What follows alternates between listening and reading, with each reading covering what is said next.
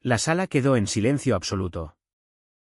Mi mano se congeló en el aire, sujetando el vaso de agua como si fuera lo único que me mantenía en pie. Las palabras de la abuela detonaron en mis oídos, afiladas y deliberadas. ¿Tu madre te habló alguna vez de los 300.000 euros que desaparecieron? Las risas, las conversaciones y la suave música de fondo se detuvieron de golpe. 20 pares de ojos se giraron primero hacia la abuela, luego hacia mi madre, cuyo rostro se había vuelto blanco como la pared. De repente, comprendí que en esta familia había secretos lo suficientemente grandes como para destruir todo, incluyéndome a mí. Me llamo Elena Vargas y, a mis 29 años, creía que por fin había hecho las paces con la complicada historia de mi familia. Trabajaba como gerente de marketing en Horizonte Comunicaciones, una empresa de medios en el centro de Madrid, donde había ascendido desde becaria sin sueldo hasta tener un despacho con vistas al Parque del Retiro. Estaba de 7 meses de embarazo con mi primer hijo. Debería haber estado flotando en una nube durante mi fiesta de bienvenida al bebé. En cambio, me ahogaba en una revelación que destrozaría todo lo que creía saber sobre mi familia. El precioso salón de eventos que había alquilado en el barrio de Salamanca estaba lleno de compañeros de trabajo, amigos y familiares a los que no veía desde hacía años. Globos en tonos pastel flotaban contra el techo y una tarta de pañales de 3 pisos destacaba en la mesa de regalos. Mi madre Isabel había insistido en encargarse de la decoración, aunque dejó claro que le parecía un poco exagerado para alguien en mi situación. Eso era típico de Isabel, supportive en la superficie, pero crítica por debajo. Estaba sentada al otro lado de la sala, con sus manos perfectamente cuidadas cruzadas en el regazo. Aquella sonrisa practicada congelada en el rostro desde que la abuela Carmen había soltado la bomba a su lado. Mi padrastro Fernando aflojó su corbata, su tez rojiza poniéndose aún más roja por segundos. Llevaban casados 15 años. Desde que yo tenía 14. 2 años después de que mi padre Marcos Vargas supuestamente nos abandonara sin decir una palabra. Mi hermanastra Sofía, de 22 años y recién salida de su prestigiosa escuela de artes en Barcelona, había estado retransmitiendo la fiesta en Instagram cuando la abuela habló. Ahora, su teléfono colgaba olvidado en su mano, la boca ligeramente abierta por la sorpresa. Sofía con su vestido de diseñador que costaba más que mi pago mensual del coche. Sofía que había pasado el verano pasado encontrándose a sí misma en París mientras yo hacía horas extras para pagar la fianza del piso. La dulce y consentida Sofía que nunca había trabajado un día en su vida.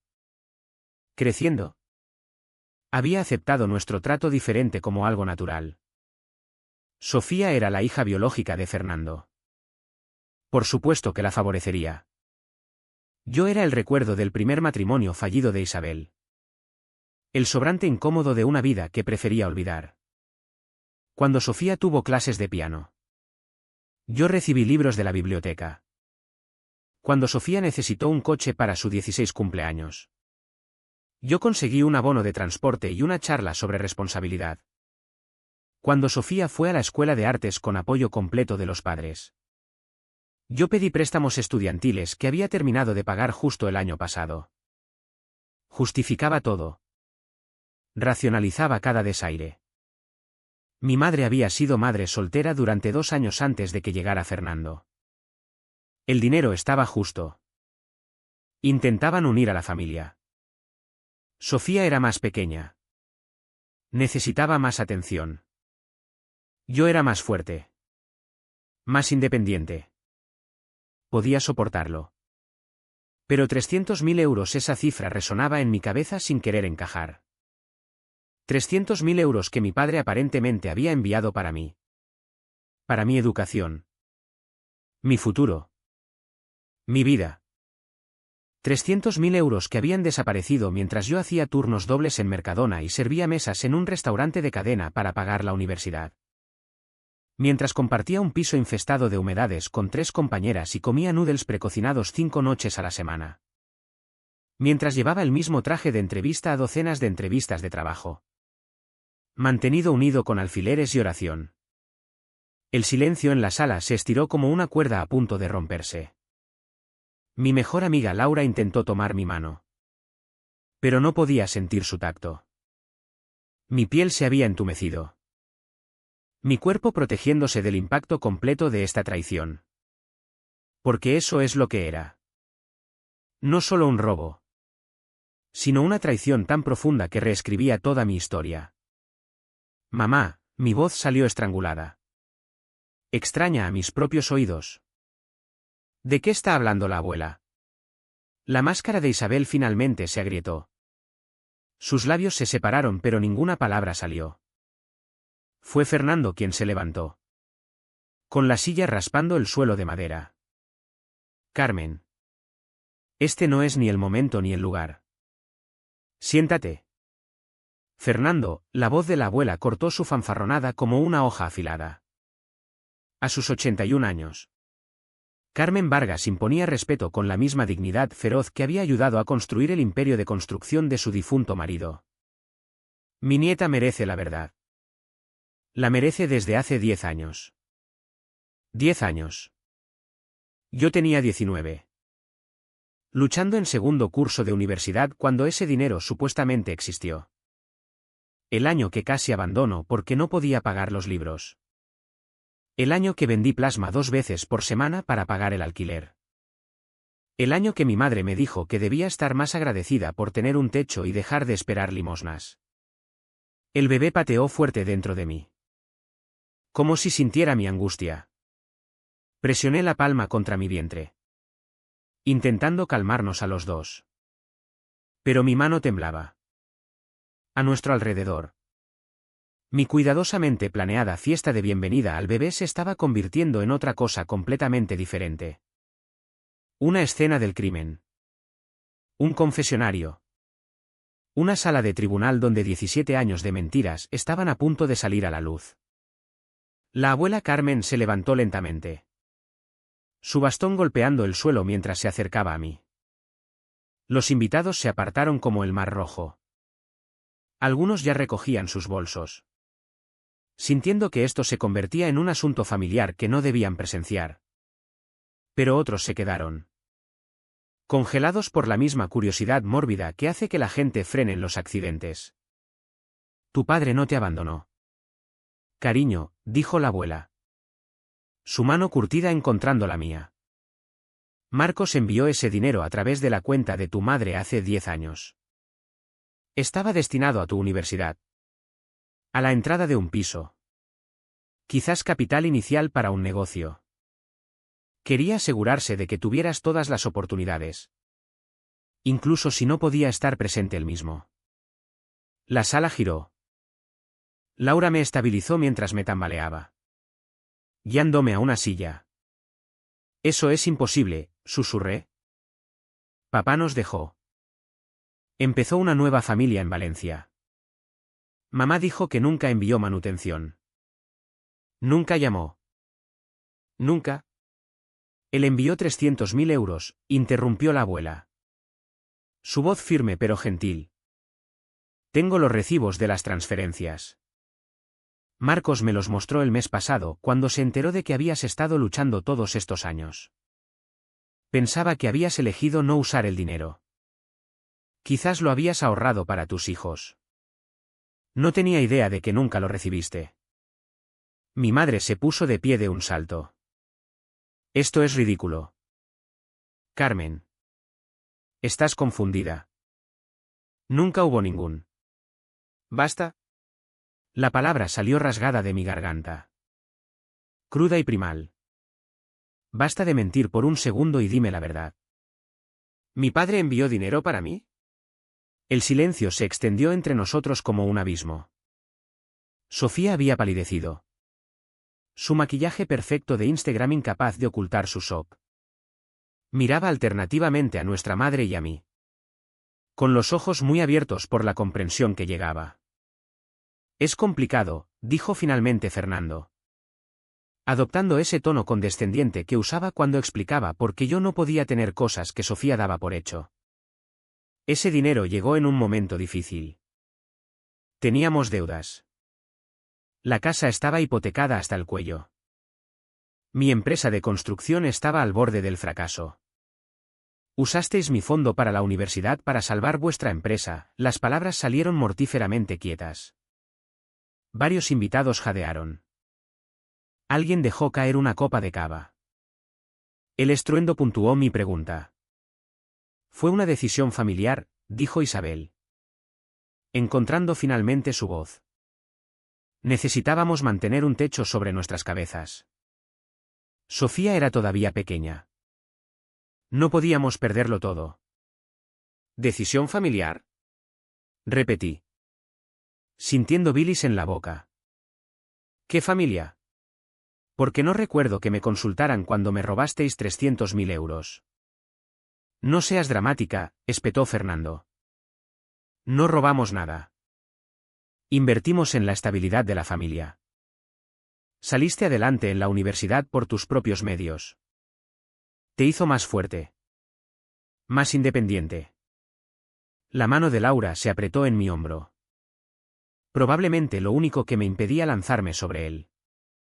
¿Me hizo más fuerte? Trabajé hasta acabar en el hospital por agotamiento en tercero. Viví con cupones de comida. No podía permitirme arreglar el coche durante 6 meses y caminaba 4 kilómetros al trabajo en los fríos inviernos de Madrid. Me decíais que estaba construyendo carácter mientras Sofía recibía un Mercedes nuevo por graduarse del instituto. Eso es diferente, empezó Isabel. ¿Cómo? Exigí. ¿Cómo es diferente?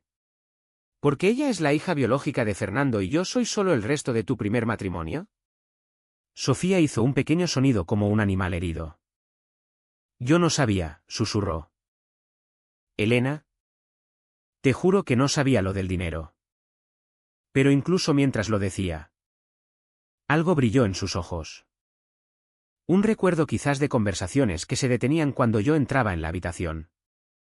De papeles escondidos apresuradamente cuando volvía del trabajo.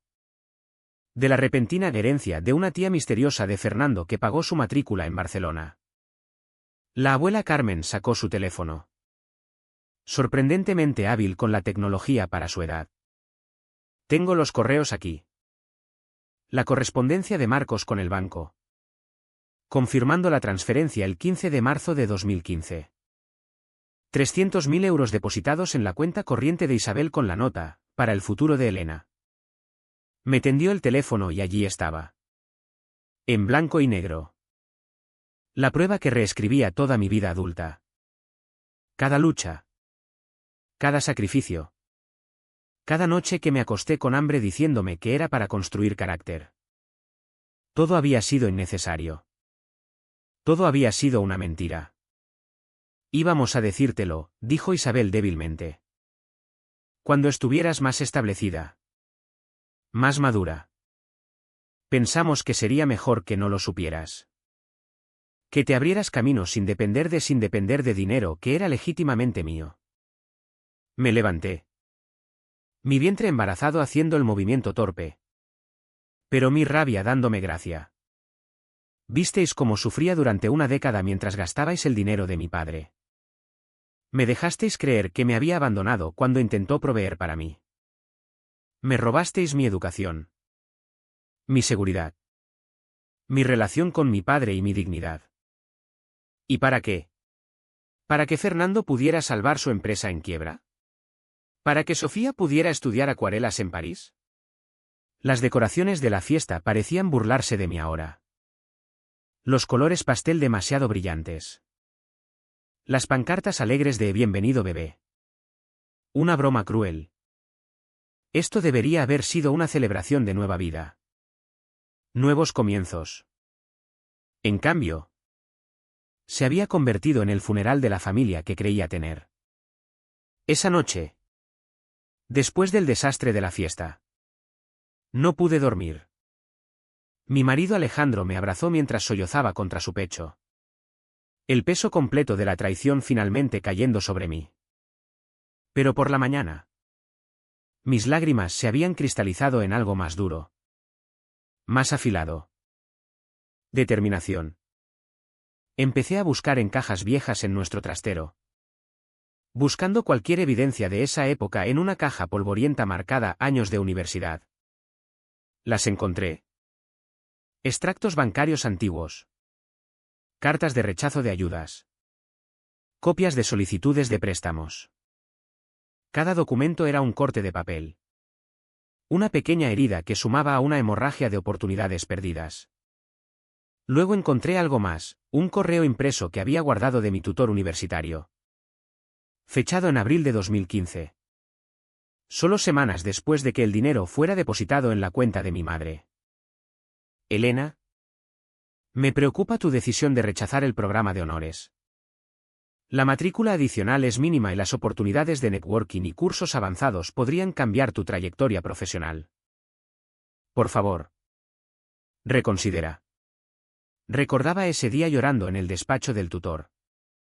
Demasiado avergonzada para admitir que no podía permitirme los 3.000 euros extra por semestre. A la mañana siguiente. Llamé diciendo que estaba enferma al trabajo y conduje a la casa de mi madre sabiendo que estaría en su club de lectura. Todavía tenía una llave. Nunca se había molestado en cambiar las cerraduras. Probablemente nunca imaginó que la usaría así. La casa estaba silenciosa. Sofía presumiblemente en su apartamento en el centro. Fernando en su oficina. Fui directamente al despacho de casa. Al viejo archivador donde Isabel guardaba documentos importantes. Mis manos temblaban mientras revisaba carpetas etiquetadas impuestos. Seguros. Inversiones. Y entonces lo encontré.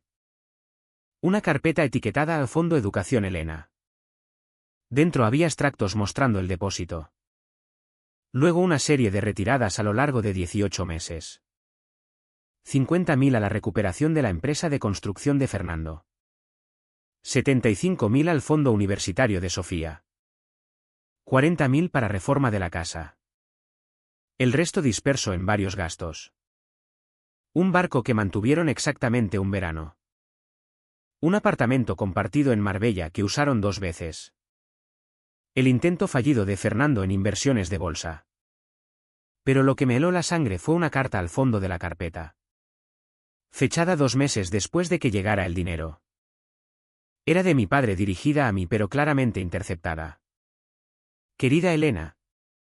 Espero que esta carta te encuentre bien y que tu madre haya hablado contigo sobre el fondo educativo. Sé que nuestra relación ha sido tensa. Pero quiero que sepas que he estado trabajando duro para proveer para tu futuro. El dinero debería cubrir tus años restantes de universidad y dejar suficiente para posgrado o para empezar tu propia vida. Por favor. No dejes que el orgullo te impida usarlo. Puede que no haya sido el padre que merecías cuando eras joven. Pero espero que esto compense el tiempo perdido. Con cariño. Papá. Fotografié todo con mi teléfono. Mis manos firmes ahora. A pesar de la rabia que corría por mis venas. Luego encontré algo más. Correos entre Isabel y Fernando de 2015. Discutiendo cómo manejar la situación. Fernando. Necesitamos ese dinero. Sin él lo perdemos todo. ¿Y Elena? Ella es ingeniosa. Se las arreglará. Sofía necesita estabilidad. Marcos preguntará eventualmente. Dile que le va genial. Dile que lo invirtió. Que lo ahorró. Lo que sea. Para cuando se entere. Será demasiado tarde para que importe. Seguí buscando y encontré un intercambio especialmente condenatorio de solo 6 meses atrás. Isabel. Elena está embarazada. Deberíamos decírselo ahora. ¿Estás loco? Nos destruirá. Mantén la boca cerrada. Isabel. Pero Marcos está de vuelta en Madrid. ¿Y si se reconectan? Cruzaremos ese puente cuando lleguemos a él. Habían sabido que estaba embarazada y aún así eligieron seguir mintiendo. Habían planeado llevarse este secreto a la tumba. Dejándome luchar como madre primeriza. Igual que había luchado como estudiante. En el fondo del cajón inferior. Encontré una cosa más. Los extractos del fondo fiduciario de Sofía. La cuenta se había abierto en marzo de 2015 con un depósito inicial de 75.000 euros. La misma cantidad retirada de mi fondo para los ahorros universitarios de Sofía. El fondo que había pagado su escuela de artes en Barcelona. Sus apartamentos. Sus viajes al extranjero. Toda su vida encantada. Oí un coche en la entrada y rápidamente lo devolví todo a su lugar excepto una cosa. Una foto reciente de Sofía en su graduación llevando un vestido que costaba más que mi salario mensual. De pie entre Fernando e Isabel. Los tres sonriendo como si no tuvieran ninguna preocupación en el mundo. En la parte de atrás. Con la letra de mi madre, nuestra preciosa Sofía. Graduación 2023. Tan orgullosa de todo lo que has logrado. Salí por la puerta trasera justo cuando oía abrirse la puerta principal. Mientras conducía. Llamé a la única persona a la que había tenido miedo de contactar durante 17 años. ¿Hola? La voz era más vieja. Más cansada de lo que recordaba. Pero inconfundiblemente mi padre. Papá. Soy Elena. Necesitamos hablar sobre los 300.000 euros. El silencio al otro lado duró tanto que pensé que había colgado. Luego. En voz baja. Por fin te enteraste. ¿Sabías que lo robaron? Lo sospeché cuando nunca lo reconociste. Nunca me agradeciste. Nunca llamaste. Pero tu madre insistía en que eras demasiado orgullosa para contactar. Que te iba bien por tu cuenta. Me enviaba fotos tuyas en la graduación. Me decía que habías invertido el dinero sabiamente. Quería creerle. Dios me ayude. Quería creer que había hecho al menos una cosa bien por ti. ¿Puedes verme mañana? Pregunté. Y trae cualquier documentación que tengas de la transferencia. Elena. Cariño. Traeré todo. ¿Pero qué planeas hacer? Miré la foto que todavía apretaba en la mano. La sonrisa despreocupada de Sofía comprada con mi futuro robado. Voy a conseguir justicia. Papá. 10 años tarde. Pero justicia al fin y al cabo. Planeé la confrontación cuidadosamente. Una semana después de mi descubrimiento. Invité a todos a cenar en mi casa. Les dije que quería aclarar el aire después del incidente del baby shower. Alejandro se ofreció a quedarse. Pero necesitaba hacerlo yo misma. Me besó la frente y llevó su portátil a la cafetería de la calle. Prometiendo volver en 2 horas. Llegaron juntos. Un frente unido. Isabel llevaba un pastel comprado en tienda como ofrenda de paz. Fernando usaba su reloj caro. El que había comprado justo alrededor del tiempo en que mi dinero desapareció. Sofía lo seguía. Luciendo incómoda pero curiosa. Antes de empezar. Dijo Isabel. Poniendo el pastel en mi encimera de cocina. Quiero que sepas que la abuela Carmen se está haciendo mayor. A veces se confunde. Mezcla historias. ¿Basta? Coloqué una carpeta manila en la mesa del comedor. Solo basta. Tengo los extractos bancarios. Tengo los correos. Tengo todo. El color se drenó del rostro de Fernando. Entraste en nuestra casa. Usé mi llave para recuperar evidencia de robo mayor. Corregí. ¿Preferirías que fuera directamente a la policía? Sofía se hundió en una silla. ¿El fondo fiduciario? Dios mío. El fondo fiduciario era dinero mío. ¿Lo sabías? Me volví hacia ella genuinamente sorprendida. No. Quiero decir no exactamente eso. Solo recuerdo a mamá y Fernando discutiendo una vez. Mamá dijo algo sobre que el dinero debería haber sido tuyo. Y Fernando dijo, estabas mejor sin saberlo. Pensé que quizás lo habían invertido mal para ti o algo. Nunca imaginé. Miró a nuestros padres con horror creciente. Robasteis 300.000 euros a vuestra propia hija. No robamos nada, dijo Fernando. Pero su voz carecía de convicción. Tomamos decisiones ejecutivas por el bienestar de la familia.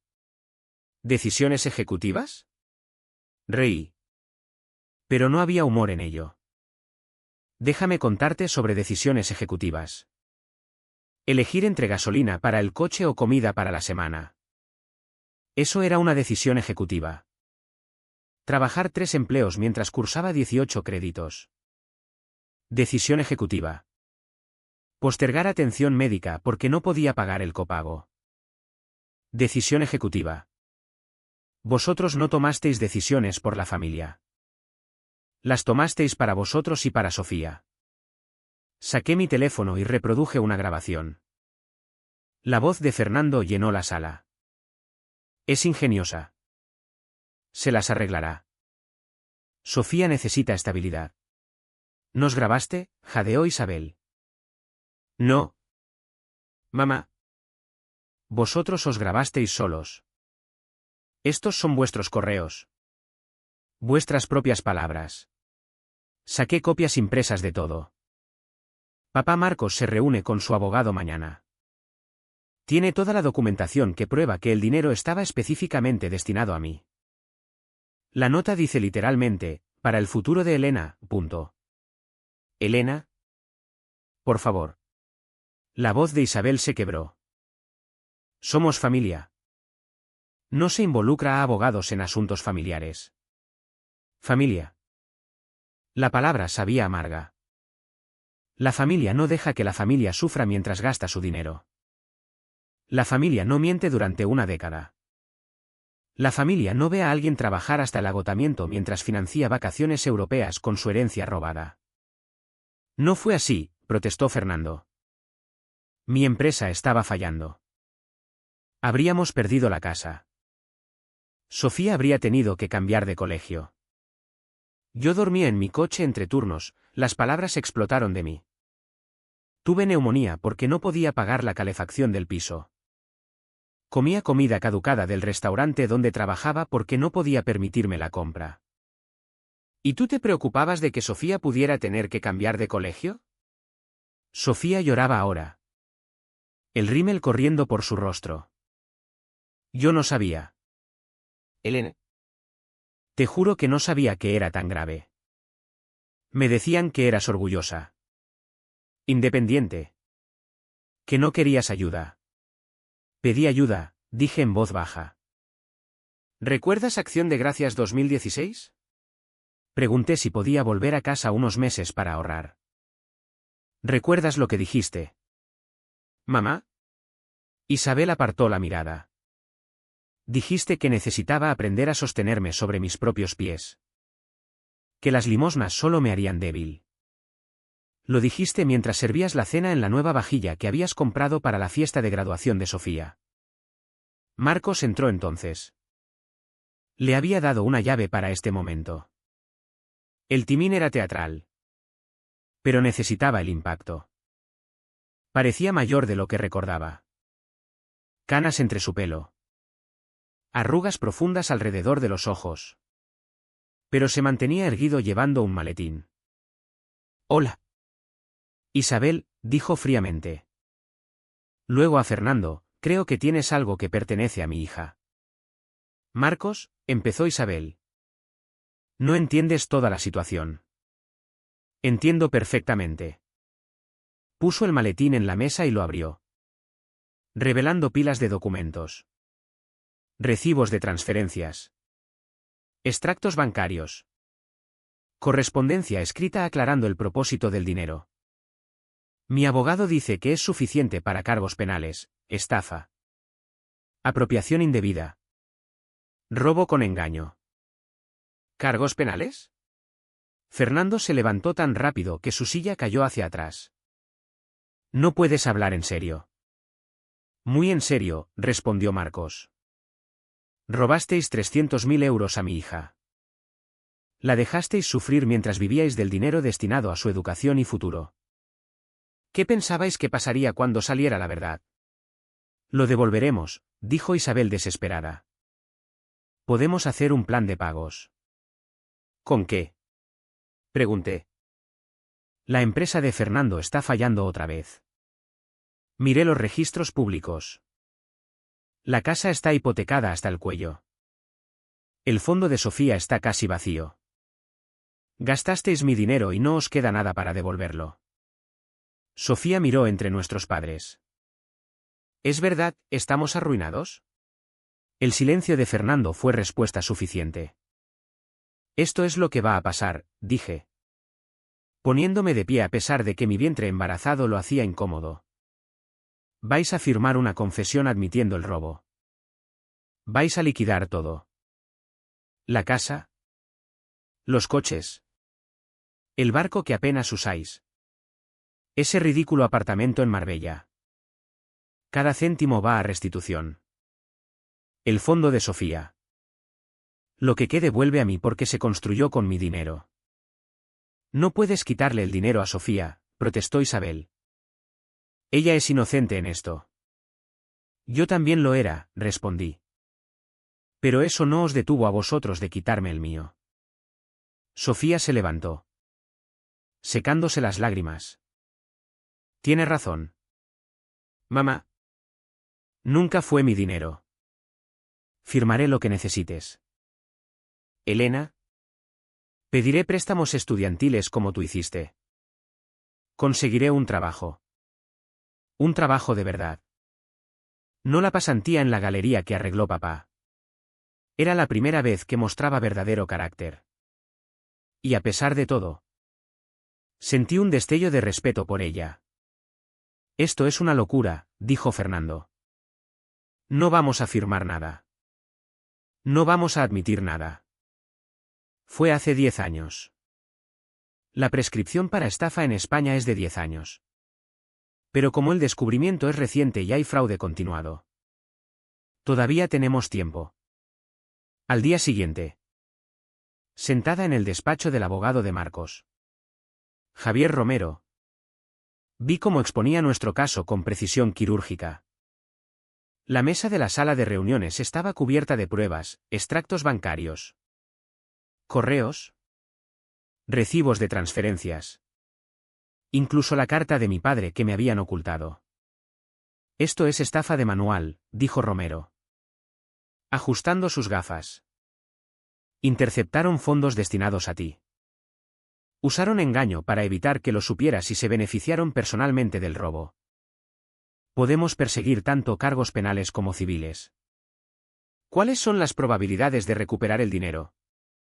Pregunté. Mi mano descansando sobre mi vientre. El bebé había estado activo toda la mañana. Como si sintiera mi ansiedad. Eso depende, dijo Romero con cuidado. Por lo que me has mostrado de su situación financiera actual. La recuperación completa podría requerir liquidación de activos. La casa sola vale unos 420.000 euros. Incluso con la hipoteca. La empresa de Fernando. Aunque en dificultades. Todavía tiene valor. Están los vehículos. El apartamento en Marbella. Cuentas de inversión podríamos recuperar entre el 60 y el 70% a través de procedimientos civiles. ¿Y si perseguimos cargos penales? Eso es palanca, intervino Marcos. La mera amenaza podría hacerlos más cooperativos. Romero asintió. ¿Exacto? Nadie quiere estafa y apropiación indebida en su historial. Fernando tiene empresa de construcción. Una condena penal destruiría su capacidad de fianzas. Nunca conseguiría otro contrato. E Isabel trabaja en un banco importante. Perdería su puesto inmediatamente. Pensé en mi madre, que llevaba 15 años trabajando en el banco. Subiendo lentamente de cajera a subdirectora de sucursal. La ironía no se me escapaba. Había robado mi dinero mientras trabajaba en un empleo que requería confianza financiera. Quiero empezar con una carta de requerimiento, decidí. Darles una oportunidad de arreglarlo antes de presentar cargos. Romero empezó a redactar inmediatamente. En 3 días. La carta fue entregada por correo certificado. Exigía la restitución completa de 300.000 euros más intereses legales. Otros 85.000 euros. Tenían 30 días para responder. Fernando me llamó esa noche. Borracho y beligerante. Pequeña desagradecida, balbuceó en mi buzón de voz. Después de todo lo que hicimos por ti. ¿Así nos pagas? Guardé el mensaje y lo reenvié a Romero. Otra prueba. El enfoque de Isabel fue diferente. Se presentó en mi oficina. Montando una escena en el vestíbulo. Elena. Por favor. Necesitamos hablar madre e hija. La seguridad ya se movía hacia ella. Pero les hice una señal para que se detuvieran. Sala de conferencias 3. Le dije fríamente. Una vez dentro. Se derrumbó por completo. Nunca quise que llegara tan lejos. Se suponía que era temporal. Solo un préstamo hasta que la empresa de Fernando se recuperara. Íbamos a devolverlo. ¿Cuándo? Pregunté. Cuando cumpliera 30. ¿40? Cuando mis propios hijos necesitaran fondos para la universidad. ¿O planeabais llevaros también eso? Soy tu madre, suplicó. ¿Eso no significa nada? Antes sí, admití. Pero las madres protegen a sus hijos. No les roban y luego los manipulan durante una década. Testificaré contra Fernando, dijo de repente. Fue idea suya. Me presionó. Tengo correos donde me convenció de tomar el dinero. Te daré todo si me dejas fuera de los cargos penales. La miré. Asqueada. ¿Lanzarías a tu marido debajo del autobús para salvarte? No es mi marido ya, dijo en voz baja. Presenté los papeles de divorcio ayer. No puedo perdonarle por hacerme hacer esto a ti. ¿Hacerte? Reí con dureza. Nadie te hizo hacer nada. Mamá. Elegiste a Fernando y a Sofía por encima de mí. Cada día durante 10 años. Los elegiste a ellos. Sacó de su bolso un pendrive.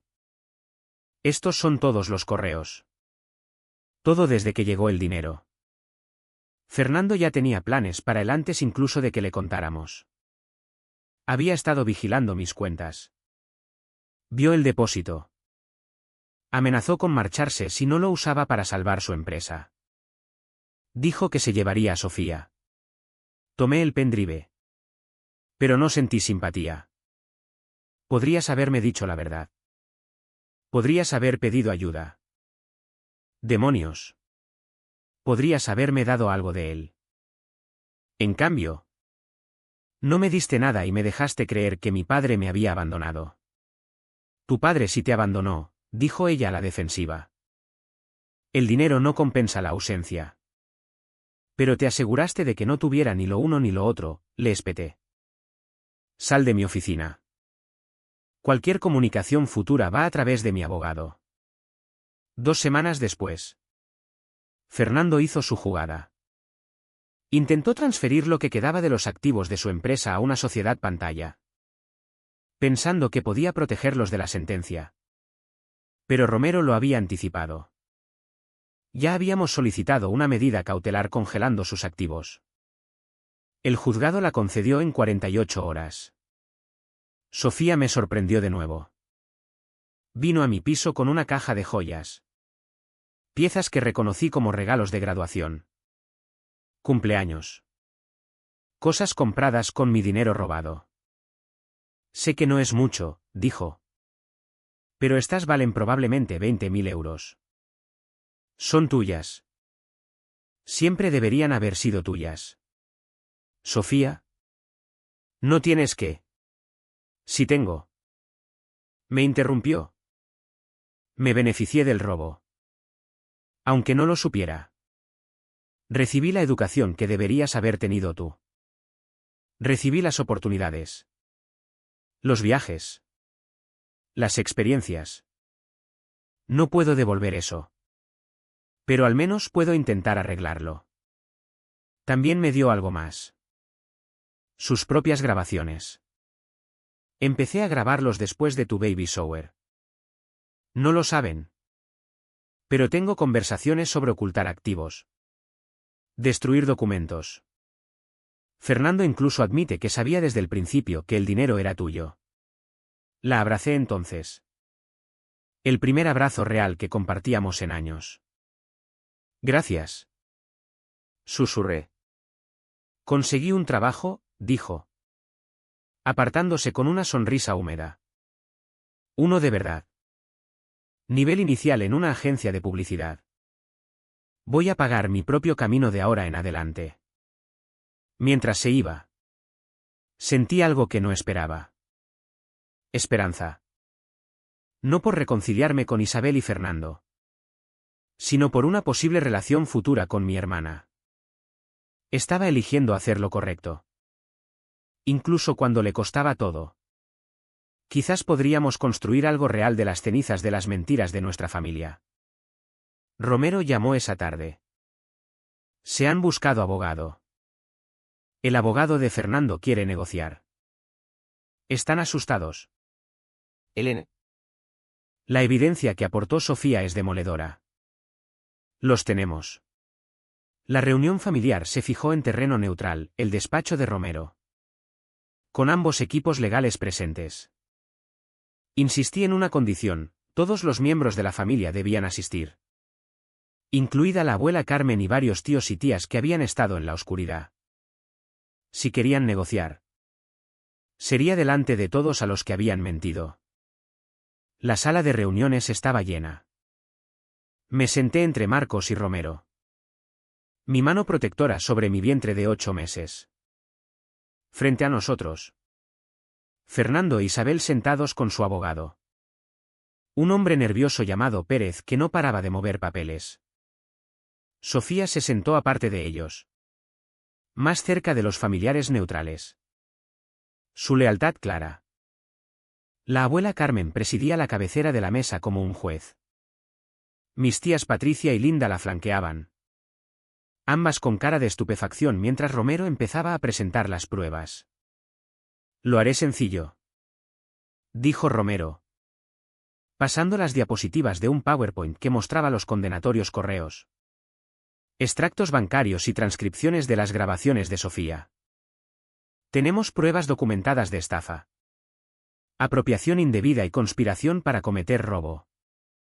La cantidad robada fue 300.000 euros con intereses legales durante 10 años. El total adeudado es 385.000 euros. La tía Patricia jadeó. Isabel. ¿Es verdad? ¿Robaste la herencia de Elena? Isabel no pudo mirar a los ojos de su hermana. Es complicado. No. No lo es, interrumpí. Levantándome lentamente. Dejadme descomplicarlo para todos. Pasé a la siguiente diapositiva mostrando una foto que había tomado durante mis años de universidad. Yo con el uniforme de supermercado. Exhausta. Delgada. Delante del coche oxidado que conduje hasta que literalmente se desarmó. Mientras yo trabajaba 3 empleos para pagar la universidad pública. Mamá y Fernando usaban el dinero de mi padre para reformar su cocina. Clic. Una foto de su casa de un portal inmobiliario mostrando la reforma de cocina de 40.000 euros completada en 2015. Mientras yo trataba una infección renal con antibióticos caducados de una amiga porque no podía permitirme un médico. Sofía estaba en París en un programa de arte de verano. Clic. Publicaciones de Instagram de Sofía de aquel verano. Champán.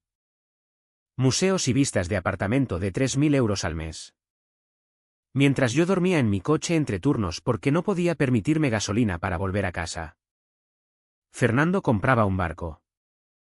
Clic. La factura de venta de un velero de 9 metros comprado en mayo de 2015. Sofía lloraba en silencio. Varias tías sacudían la cabeza con disgusto.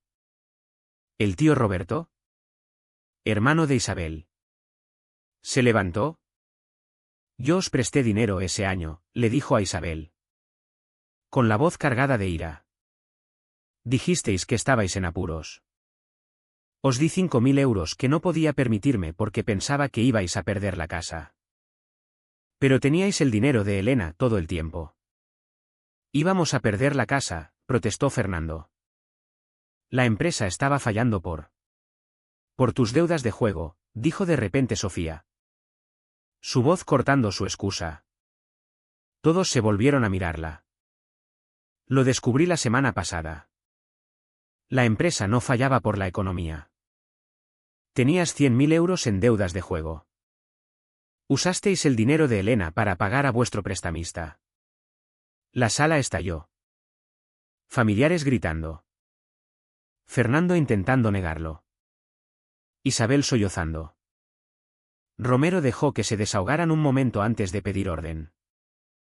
Esto es lo que estamos dispuestos a ofrecer, dijo una vez todos se calmaron. Opción 1, restitución completa en 90 días. Vended todo, casa, coches, todos los activos. Estableced un plan de pagos para el resto. Sin cargos penales. Opción 2, preguntó Pérez con voz débil. Procedemos con los cargos penales. La evidencia va al fiscal el lunes por la mañana. Dada la posición de Isabel en el banco, probablemente enfrentará cargos adicionales por fraude financiero. La licencia de construcción de Fernando será revocada. Ambos probablemente pasarán tiempo en prisión. Saqué mi teléfono y reproduje la grabación más condenatoria de Sofía. La voz de Fernando llenó la sala. Por supuesto que sabía que era dinero de Elena. Pero ella no lo necesitaba. Le iba bien sola. Sofía merecía algo mejor que luchar así. Luego la voz de Isabel, a veces no puedo mirar a Elena sin sentirme enferma. Pero ya es demasiado tarde. Estamos demasiado metidos. La grabación terminó en un silencio devastador. Hay más, dije en voz baja. Fernando. ¿Quieres contarle a todos sobre la segunda hipoteca que sacaste el año pasado? ¿La que falsificaste con la firma de mamá? Fernando se puso blanco. Isabel se giró a mirarlo. ¿Qué? Sofía sacó otro documento. 75.000 euros de segunda hipoteca. Lo encontré cuando recogía pruebas para Elena. El análisis de firmas muestra que está falsificada. Eso es otro delito. Pérez susurró urgentemente a Fernando. Luego carraspeó. Mis clientes necesitan un momento para discutir. No, dijo la abuela Carmen, levantándose con sorprendente fuerza. No más discusiones privadas. No más secretos. Habéis tenido 10 años de secretos. Se volvió hacia Fernando e Isabel. Robasteis a vuestra propia hija. La visteis luchar y sufrir mientras gastabais su dinero. Y ahora queréis negociar. Tenéis suerte de que Elena sea más misericordiosa de lo que yo sería. Tiene razón, mamá, dijo la tía Patricia. Si fuera mi hija, ya estaríais esposados. Marcos habló por primera vez. Su voz calmada pero fría. Confíe en vosotros para hacer lo correcto por nuestra hija. Cuando no podía estar físicamente, intenté estar financieramente. No solo robasteis el dinero. Robasteis 10 años de posible relación entre Elena y yo al hacerla creer que la había abandonado completamente. La oferta está en pie durante 24 horas, dijo Romero. Restitución completa.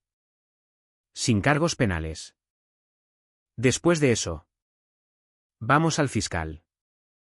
La aceptamos, dijo Pérez rápidamente, reconociendo claramente que no tenían palanca. No, dije, sorprendiendo a todos. Hay una condición más. Todos me miraron. Una confesión pública, dije. Una declaración escrita admitiendo el robo que se compartirá con cada miembro de la familia. Cada amigo al que se le dijo que yo era demasiado orgullosa para aceptar ayuda. Todos los que fueron llevados a creer que yo elegía luchar. Quiero que la verdad quede documentada y distribuida. No más mentiras. No más salvar las apariencias. Eso es humillante, susurró Isabel. Tan humillante como suplicar turnos extras mientras vosotros le decíais a todo el mundo que yo era demasiado independiente para aceptar ayuda, respondí. Tan humillante como que los profesores pensaran que era vaga cuando me dormía en clase por agotamiento mientras vosotros le decíais a la familia que me iba genial. Está siendo más que justa, dijo el tío Roberto. Aceptad el trato antes de que cambie de idea. Fernando e Isabel se miraron. Luego a su abogado, que asintió urgentemente. La aceptamos, dijo Fernando, con voz derrotada. Bien, dije, poniéndome de pie para irme. Romero enviará los papeles. Tenéis 90 días. Mientras salía, apoyada por Marcos y seguida por Sofía, oí la voz de la tía Patricia detrás de mí. Isabel, ya no eres bienvenida en las reuniones familiares. No nos contactes más. La puerta se cerró sobre los sollozos de Isabel. Pero no sentí simpatía. Había tenido 10 años para sentirse culpable. 10 años para confesar. 10 años para arreglarlo. Había elegido la mentira cada día. La casa se vendió en 3 semanas. Un hermoso chalet en las afueras de Madrid que había ocultado tantos feos secretos. Me quedé de pie al otro lado de la calle el día que se mudaron, viendo a extraños cargar cajas etiquetadas, cocina y dormitorio principal en un pequeño camión de alquiler. Isabel parecía destrozada. Envejecida 10 años y 3 semanas. Fernando no podía mirar a nadie a los ojos. Su arrogancia de contratista completamente desinflada. La prensa local recogió la historia después de que alguien, sospecho que la tía Patricia, la filtrara a un periodista. Mujer de Madrid descubre que sus padres robaron 300.000 euros de su fondo universitario. Apareció en El País. Completo con citas de familiares expresando su shock y disgusto. La empresa de construcción de Fernando se hundió en días cuando los clientes retiraron los contratos. Isabel fue despedida discretamente del banco. Sus 15 años de carrera terminaron en desgracia. Romero me mantenía al día sobre la liquidación de activos. La casa aportó 420.000 euros. Tras pagar las hipotecas, incluida la segunda fraudulenta, neteamos 180.000 euros. El equipo y contratos restantes de la empresa se vendieron por 45.000 euros. Los coches, el Mercedes de Fernando, el Lexus de Isabel, el barco que apenas usaron, aportaron otros 75.000 euros.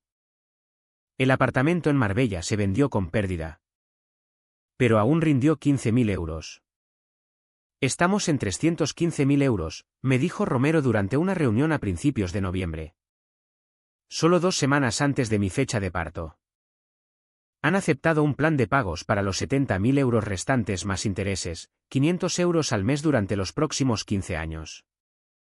¿De qué ingresos?, pregunté. Los dos están en paro. Fernando ahora trabaja en construcción como peón, no como contratista. Isabel encontró un puesto de contable en una pequeña firma. Juntos ganan más o menos lo que yo ganaba en la universidad trabajando 3 empleos. La ironía era perfecta. Poética incluso. Sofía había cumplido su palabra. Se había mudado a un estudio en el barrio de Usera, tomando el autobús a su trabajo de nivel inicial en el centro. Me había dado cada pieza de joyería, cada regalo valioso, incluso su portátil. Cualquier cosa comprada después de 2015. Quiero enseñarte algo, dijo, visitándome una tarde. Sacó su teléfono y me mostró un correo. Me han ascendido. Es poco, pero se basa en mi trabajo real, no en que papá moviera hilos. Me lo gané. Estoy orgullosa de ti, dije. Y lo decía en serio. También estoy en terapia, admitió. Procesando el darme cuenta de que toda mi vida se construyó sobre la base robada de otra persona. Es duro. Pero necesitaba que supieras que no estoy huyendo de esto. La fecha del juzgado para el acuerdo final llegó una mañana fresca de diciembre. Estaba de 9 meses. Caminando con dificultad hacia el juzgado con Alejandro apoyándome por un lado y Marcos por el otro. Sofía se sentó con nosotros. Habiendo cambiado legalmente su apellido de Ruiz al de Morales. Distanciándose completamente de Fernando. Isabel y Fernando parecían huecos. Vestidos con su mejor ropa que ahora les colgaba suelta en el cuerpo. El estrés los había transformado físicamente. Las manos de Fernando temblaban mientras firmaba los papeles del acuerdo. Isabel no podía dejar de llorar. La juez Harrison revisó los documentos con cuidado. Este es uno de los casos de robo familiar más graves que he encontrado. Dijo. Señora Ruiz. Señor Ruiz. Robaron sistemáticamente el futuro de su hija mientras la veían luchar. La única razón por la que no enfrentan cargos penales es la misericordia de su hija. Espero que entiendan el regalo que les está haciendo. Lo entendemos, murmuró Fernando. No creo que lo entiendan, continuó la juez. Pero el acuerdo se acepta. El primer pago de 315.000 euros vence inmediatamente mediante cheque certificado. Romero tenía el cheque listo. Lo sostuve en mis manos. No 300.000. No la cantidad completa con intereses. Pero suficiente. Suficiente para pagar la deuda médica restante por las complicaciones de mi embarazo que había ocultado a todos. Suficiente para montar un cuarto infantil de verdad en lugar del rincón de segunda mano que había armado. Suficiente para finalmente respirar. Mientras salíamos del juzgado. Isabel intentó acercarse a mí. Elena. Por favor. Estás a punto de ser madre. Algún día entenderás. Entiendo ahora, la corté. Entiendo que cuando llegue mi hijo. Lo protegeré. Sacrificaré por él. Aseguraré su futuro incluso si me cuesta todo. Eso es lo que hacen los padres. Eso es lo que vosotros no hicisteis. ¿Podemos al menos saber cuándo nazca el bebé? Preguntó desesperada. ¿Podemos ser abuelos? Lo pensé un largo momento. Mi mano en el vientre. Sintiendo patear a mi hijo. No. Tomasteis vuestra decisión hace 10 años. Elegisteis la comodidad de Fernando y el lujo de Sofía por encima de mis necesidades básicas. Ahora no podéis elegir ser abuelos. Alejandro dio un paso adelante. Protector. ¿La oísteis? Sin contacto. Mientras nos alejábamos. Oí la voz amarga de Fernando, después de todo lo que hicimos por ella. Marcos se volvió. No hicisteis nada por ella. Le robasteis. Le mentisteis y la traicionasteis. El hecho de que no presente cargos penales es más de lo que merecéis.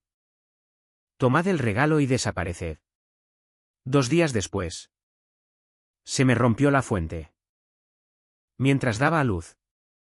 Rodeada de Alejandro. Marcos. La abuela Carmen e incluso Sofía. Pensé en las familias, las que nos tocan al nacer y las que elegimos. Mi familia biológica me había enseñado sobre traición. Pero también sobre resiliencia. Sobre sobrevivir. Sobre luchar por lo correcto incluso cuando cuesta todo. Mi hijo nació a las 3:47 de la mañana. Sano y perfecto. Mientras lo sostenía. Alejandro preguntó, ¿cómo deberíamos llamarlo? Lo había pensado durante meses. Jaime, dije. Por Romero y por Marcos. Por su abuelo. Los ojos de Marcos se llenaron de lágrimas. Elena. No tienes que. Si tengo, dije. Intentaste proveer para mí incluso cuando no podías estar allí. Ese dinero estaba destinado a darme oportunidades. Solo tomó un camino más largo para llegar. Sofía tomó fotos. Prometiendo guardarlas con cuidado. Ellos nunca verán estas. Me aseguró. No se lo merecen. Una semana después. Recibí un paquete sin remite. Dentro había un diario de cuero y una nota en la letra de Isabel. Tu libro de bebé. Lo guardé todos estos años. A pesar de todo. Te quise una vez. Lo abrí y encontré fotos de mis primeros pasos. Mis primeras palabras. Pulseras del hospital de mi nacimiento. Antes de Fernando. Antes de Sofía. Antes del dinero. Cuando éramos solo nosotras y ella todavía era la madre que yo necesitaba. Cerré el libro y lo puse en un estante. Algún día. Cuando la ira se hubiera desvanecido más. Quizás lo miraría de nuevo. Pero no hoy. Hoy se trataba de nuevos comienzos. De la familia que había elegido y construido a pesar de todo lo que me habían quitado. El timbre sonó. Romero estaba allí con una botella de champán y un sobre. Felicidades por el bebé. Dijo. Y esto llegó para ti. El primer pago de su plan de pagos. 500 euros. Justo a tiempo. Miré el cheque. Luego a mi hijo durmiendo plácidamente en su Moisés. El que había comprado con el regalo tan retrasado de mi padre. La justicia se había servido. Aunque llegara una década tarde. Gracias, le dije a Romero. Por todo. Luchaste por ti misma cuando nadie más lo haría, dijo. Eso requiere un coraje que la mayoría de la gente no tiene. Mientras se iba. Me di cuenta de que tenía razón. Me habían robado el dinero. Las oportunidades. La relación con mi padre. Pero no me habían robado la fuerza. Esa era mía. Ganada a través de cada turno doble. Cada comida saltada. Cada noche que estudié a la luz de la calle porque se había cortado la luz. Habían intentado romperme con su traición. En cambio, me habían forjado en alguien irrompible. 6 meses después. Estaba de pie en mi nuevo hogar. Un modesto piso de 3 habitaciones en el barrio de Chamberí que había comprado al contado con parte del dinero del acuerdo. Sin hipoteca colgando sobre mi cabeza. Sin casero al que responder. Solo mío. Ganado a través del dolor. Pero finalmente. Legítimamente mío. Jaime gorgoteaba feliz en su hamaca mientras yo desempaquetaba cajas en lo que sería su cuarto de juegos. Alejandro montaba una estantería. Y Marcos estaba fuera con Sofía. Plantando un pequeño jardín en el patio trasero. Nos habíamos convertido en una familia improbable. Unidos no por sangre. Sino por verdad y elección. El timbre sonó. A través de la mirilla. Vi a un repartidor con un sobre que requería firma. Dentro había un aviso del despacho de Romero. Fernando e Isabel habían fallado su tercer pago. Habían conseguido 2 meses antes de incumplir. Romero llamó 1 hora después. Han presentado quiebra. Personal y completa. Están pidiendo cancelar la deuda contigo. ¿Pueden hacer eso? Pregunté. Viendo a Jaime alcanzar un juguete. No fácilmente. Las deudas derivadas de fraude generalmente no son cancelables en quiebra. Lucharemos y probablemente ganaremos. Pero Elena. No les queda nada. Fernando ahora trabaja en negro porque sus salarios estaban siendo embargados. Isabel vive con su hermana en Galicia. Aunque ganemos. Cobrar será casi imposible. Pensé en perseguirlo. En exprimir hasta el último céntimo de ellos. Pero mirando a mi hijo. A mi hogar. A la vida que había construido a pesar de su traición. Me di cuenta de algo. Ya había ganado. Dejadlos ir, dije. Tengo lo que necesito. ¿Estás segura? Te deben otros 70.000 euros más intereses. Estoy segura. Los 315.000 euros fueron suficientes para cambiar mi vida. Para dar a Jaime el comienzo que yo nunca tuve. Perseguirlos por el resto solo me mantendría atada a ellos. Quiero ser libre. Después de colgar, encontré el diario de cuero que Isabel había enviado. Mi libro de bebé. Finalmente lo había hojeado la semana anterior. Entre las páginas de primeras palabras y dibujos infantiles, había encontrado algo más. Una carta fechada en mi 5º cumpleaños. Mi querida Elena. Hoy me dijiste que quieres ser superheroína cuando crezcas. Dijiste que las superheroínas ayudan a las personas que no pueden ayudarse a sí mismas. Cariño. Tú ya eres una superheroína. Eres mi superheroína. Prometo protegerte siempre. Ponerte siempre primero. Darte todas las oportunidades que yo nunca tuve. Con amor. Mamá. Había roto cada promesa de esa carta. Pero leyéndola, entendí algo. Una vez había sido la madre que yo necesitaba. La vida. Fernando. La codicia. O quizás solo la debilidad la habían cambiado. Pero eso no excusaba lo que había hecho. Solo lo hacía más triste. Sofía llegó para nuestra cena semanal, trayendo noticias. Mamá contactó. Dijo con cuidado. ¿Quieres saber si te he visto? Si estás bien. Si el bebé está bien. ¿Qué le dijiste? Nada. Bloqueé su número. Ella tomó su decisión y yo la mía. Sofía sacó un pequeño regalo envuelto. Esto es para Jaime. Lo compré con mi primer cheque de comisión. En realidad soy buena en publicidad. ¿Quién lo habría dicho? El regalo era una hucha de plata grabada con el fondo universitario de Jaime. Dentro había un billete de 100 euros. Sofía. No tienes que. Si tengo. Cada mes pondré algo. Para cuando tenga 18. Será algo. No 300.000 euros. Pero algo ganado. Honestamente. Algo que realmente es suyo. Marcos había empezado un fondo similar. Al igual que la abuela Carmen. Incluso algunos tíos y tías habían contribuido. Horrorizados por lo que me había pasado y decididos a que no le pasara a Jaime. Esa noche, mientras nuestra familia elegida se reunía alrededor de la mesa, sentí algo que no había experimentado en años. Paz. La ira que me había impulsado durante meses finalmente se había extinguido, dejando atrás algo más limpio. Más ligero. Mi teléfono vibró con una alerta de noticias. Fernando había sido arrestado por fraude con cheques en su trabajo en negro. Isabel había sido pillada apropiándose indebidamente del negocio de su hermana. Cantidades pequeñas, pero suficientes para cargos. No habían aprendido nada. No habían cambiado nada.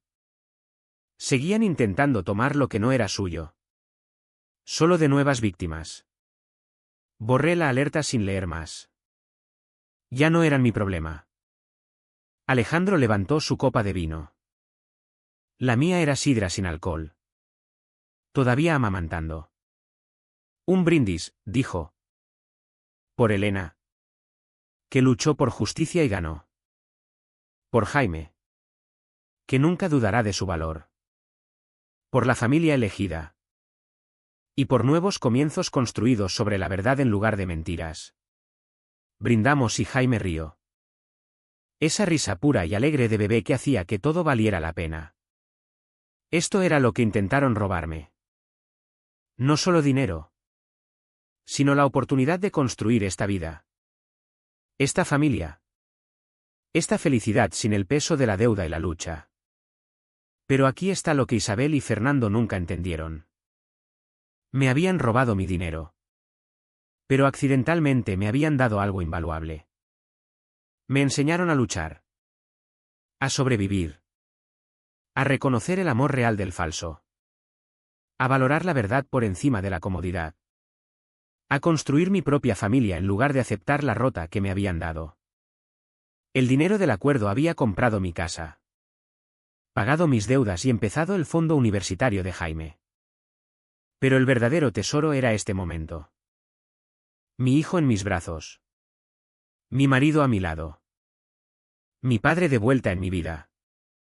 Mi hermana eligiendo la verdad por encima de la comodidad. Y un futuro ilimitado por sus mentiras. Miré el cheque del acuerdo.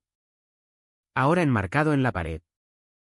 No por el dinero que representaba, sino por lo que había superado para ganarlo. Al lado colgaba el certificado de nacimiento de Jaime y una foto de hoy. Todos nosotros en el jardín. Sucios y riendo. Plantando semillas para el mañana. Isabel y Fernando habían robado 10 años de mi vida. Pero yo tenía 40. 50. Quizás 60 años por delante. Años que no podían tocar. No podían robar. No podían envenenar con su codicia. Años para ver crecer a Jaime sabiendo que es valorado. Apoyado y amado. Años para construir el tipo de familia que protege en lugar de saquear. Mirando atrás. No cambiaría lo que pasó. No porque fuera correcto. No lo fue. No porque los perdone. No lo hago. Sino porque sobrevivir a su traición había revelado mi fuerza. Luchar contra ellos había unido a mi verdadera familia. Ganar me había dado más que dinero. Me había dado libertad. El timbre sonó una vez más. A través de la ventana. Vi a alguien alejándose rápidamente. Una figura familiar. En el escalón había un pequeño paquete sin nota. Dentro había un marco de plata con una foto que nunca había visto, yo a los 5 años sentada sobre los hombros de Marcos. Los dos riendo. En la parte de atrás. Con letra temblorosa, lo siento. D. Miré la foto un largo momento. Luego la puse en el estante junto a las fotos de Jaime. No como perdón. Sino como reconocimiento. Esa niña pequeña merecía algo mejor. Finalmente lo había conseguido. Solo 24 años tarde. Mientras cerraba la puerta al pasado. Literalmente y figurativamente. Jaime extendió los brazos hacia mí y lo levanté. Prometiéndole lo que todo niño merece, honestidad. Protección y padres que lo elegirían a él por encima del dinero cada vez. La guerra había terminado. Yo había ganado. Y la victoria no se medía en euros. Sino en esto, un hogar construido sobre la verdad. Una familia elegida con cuidado. Y un futuro donde la traición no tenía cabida. Me llamo Elena Vargas. Tengo 30 años. Y así es como descubrí que a veces la mejor venganza no es destruir a quienes te hicieron daño. Es construir una vida tan buena que su traición se convierta en nada más que una nota al pie en tu historia de éxito.